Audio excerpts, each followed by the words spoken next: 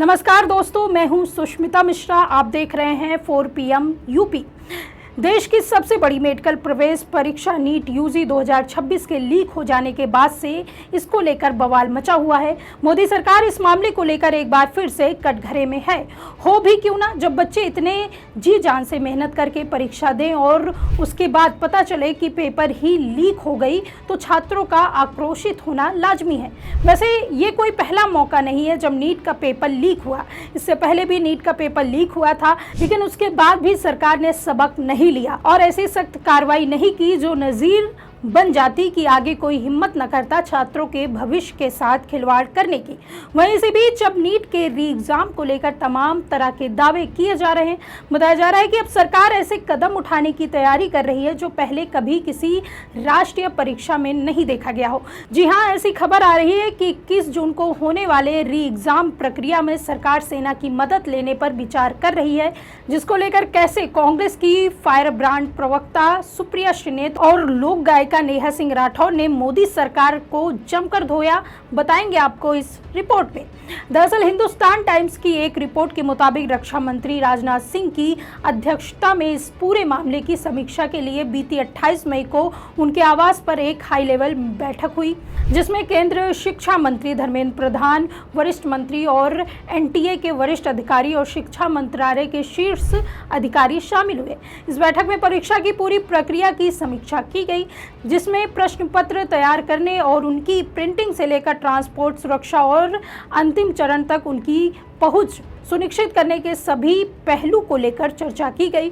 वहीं बताया जा रहा है कि इस बार परीक्षा को पूरी तरह सुरक्षित बनाने के लिए सेना और वायुसेना की लॉजिस्टिक सहायता ली जा सकती है। खास तौर पर खराब मौसम, भारी बारिश या तूफान जैसे परिस्थितियों में एयरफोर्स क्वेश्चन पेपर को समय से सुरक्षित तरीके से पहुंचाने में मदद कर सकती है। आज सत्ता की आंखों में आंखें डालकर पत्रकारिता करना मुश्किल हो गया है। हम पर मुकदमे से लेकर चैनल को बंद करने का दबाव बनाया जा रहा है। मुश्किल दौर है, लेकिन हम हार नहीं मानेंगे। इसलिए 4 PM को ज़्यादा से ज़्यादा ज्वाइन करें और स्वतंत्र पत्रकारिता को जिंदा रखने के लिए जितना हो सके हमारा आर्थिक सहयोग करें।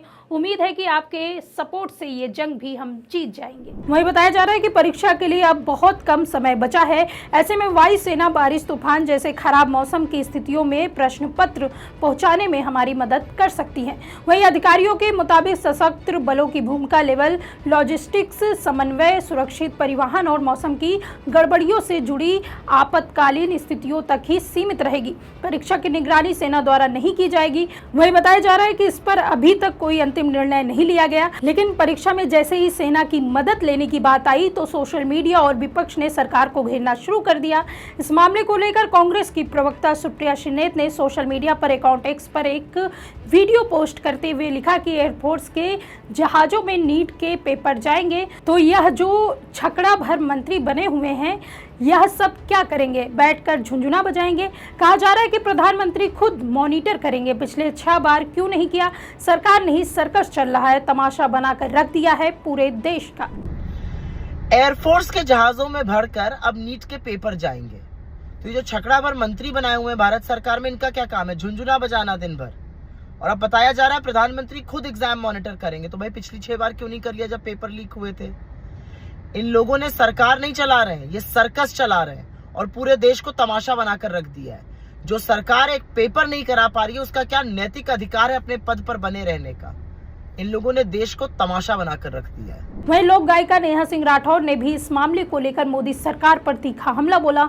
उन्होंने एक्स पर एक वीडियो पोस्ट करते हुए लिखा कि सरकार अब प्रतियोगी परीक्षाओं में सेना की मदद लेने पर विचार कर रही है।